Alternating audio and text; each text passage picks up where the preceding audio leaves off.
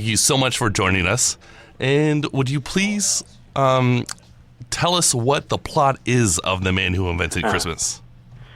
Yeah, basically, The Man Who Invented Christmas, we find Charles Dickens at the age of 31 in this mad 6-week period where, after having written 3 flops, was desperate for a success and desperate to change the world in the way he eventually did. But in this mad 6-week period, he comes up with this idea for a Christmas book.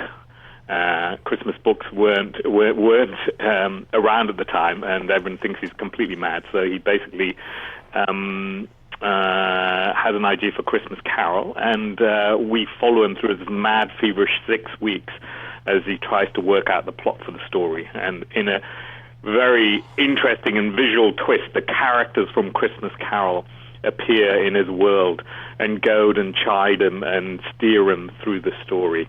So you get this very joyous, humorous take on the making of a Christmas classic. Yeah, it's good stuff, and it's an interesting twist, interesting visual twist.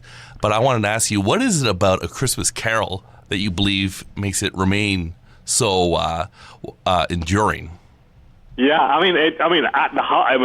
at its core, it's a really entertaining story, and it's a 70-page novella that he wrote, and it's really fun, and it's joyous, and it's exciting. It's like a piece of science fiction in its time. It's a man who travels back in time and reinvents himself, and it's an extraordinary thing if you think about it. So when you read it as a reader, you're laughing and you're crying, and it's just an enjoyable piece of fiction on the surface. But the genius of Dickens is that all his work had some humanity underneath it, some underlying question, some mirror he held up to us to become better people.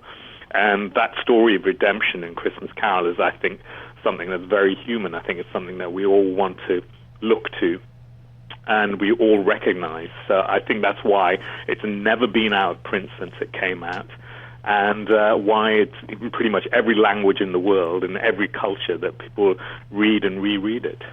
Yeah, I think Dan Stevens is a fantastic Charles Dickens.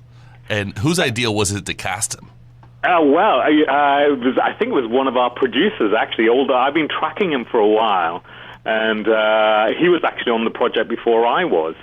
And he's been very faithful to the project for a while, and then I had to go and meet him, and we got on like a house on fire. And it was basically, we were both trying to do something slightly different with a period piece. I mean, we tried to approach it in a very different way. I mean, he famously was in probably the world's biggest period piece of all time in Downton Abbey for 2 years, and very bravely decided to get himself written out of it.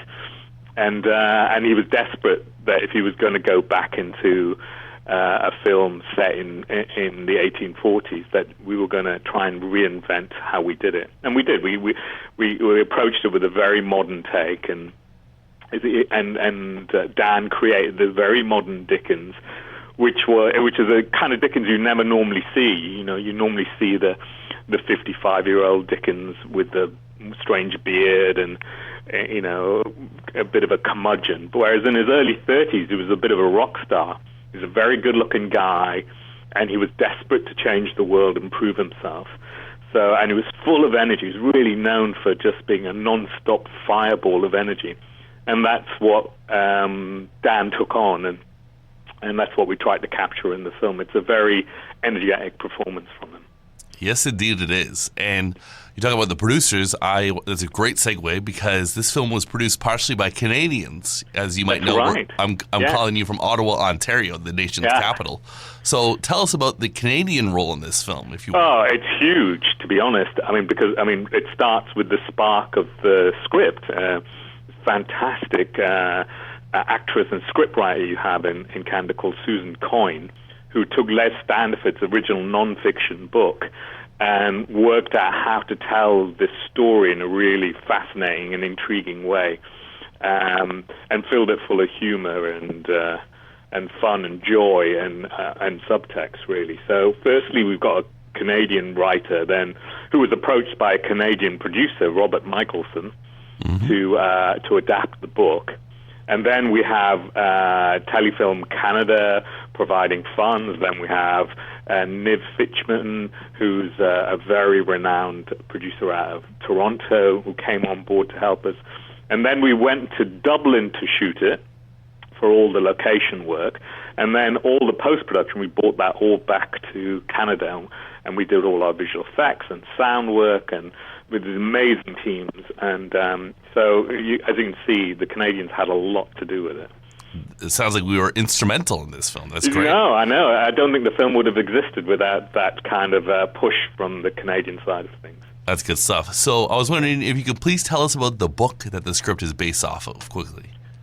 Yeah, the book is by a guy called Les Standiford, who wrote a book called The Man Who Invented Christmas, and it's really looking it's a non-fiction book, and he basically looked at this period in Charles Dickens' life and what had motivated him, what he'd seen around him, what had affected him, and why he went about writing this book, and the consequences of writing the book, what came from the writing of the book.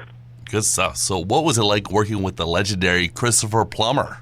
So there's another Canadian I forgot to mention. So Christopher Plummer, what a joy it was to work with him. He's been a hero of mine ever since I saw another Man Who film, The Man Who Would Be King, when I was about 11 or 12. And bizarrely, where he played Rudyard Kipling, didn't he? So,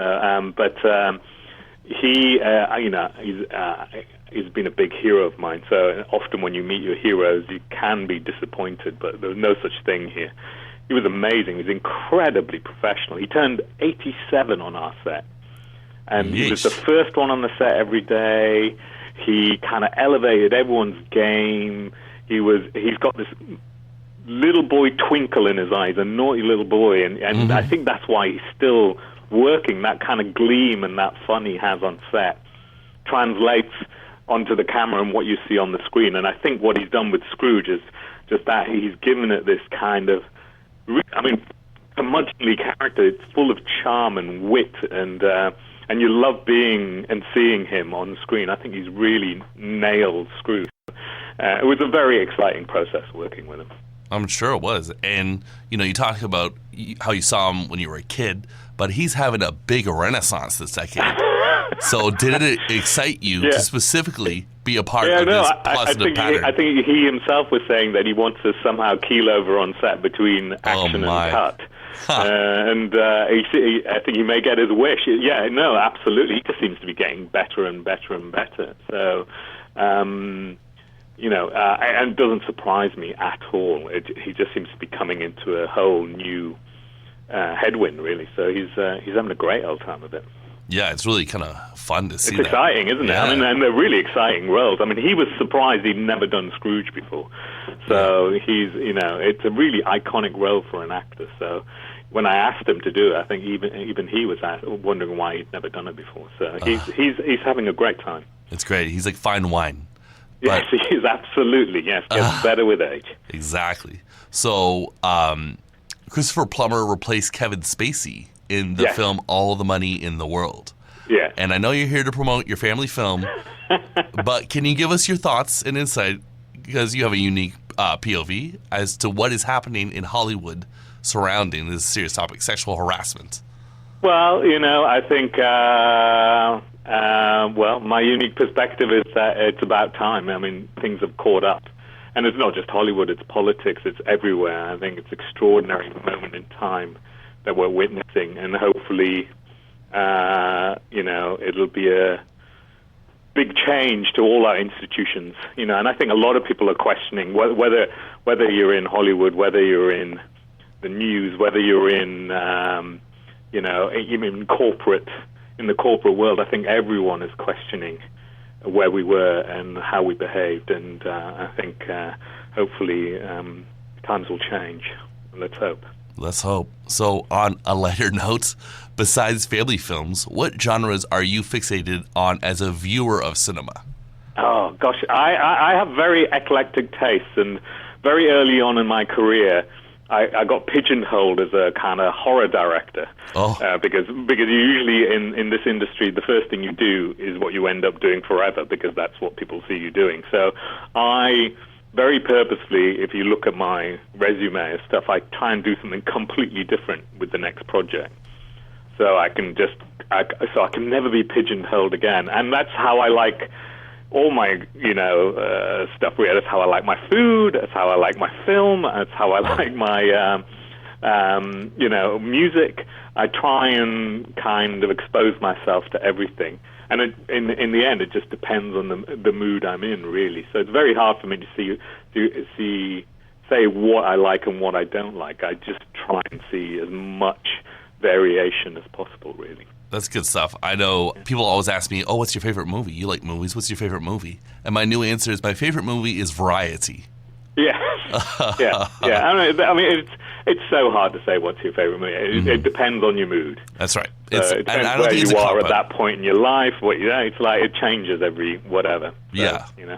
What I always say is I haven't seen my favorite movie yet. That's good stuff. Yeah. So my final question is, what kind of films are you going to work on in the future? Oh gosh, I suspect I'll be sent lots of movies set at Christmas about writers writing Christmas stories, and the way that Hollywood works. But I don't think I'll be doing any of those. It's an eclectic bunch. I've got all sorts. I'm looking at doing a piece about immigration. I'm looking at writing something, set in Washington D.C., where I live. In the journalistic world, I'm just looking for interesting stuff and an interesting angle. I've been wanting to do a version or a reversioning of Christmas Carol for many, many years, and it took me a long time to find a new, fresh and unique way to deliver that story. And Susan Coyne's script did that for me, but it took a long time before I kind of finally said, yes, I can do this. So for me, it's always a long search just to try and find some other new angle that no one else has done before, or something that intrigues me, really. It's cool that you're, you like to say versatile, and you like the variety thing that we were talking about. Yeah. And, thank you so much for the interview. I wish you all the best. Yes, thank you. All right, bye-bye. Okay, ciao.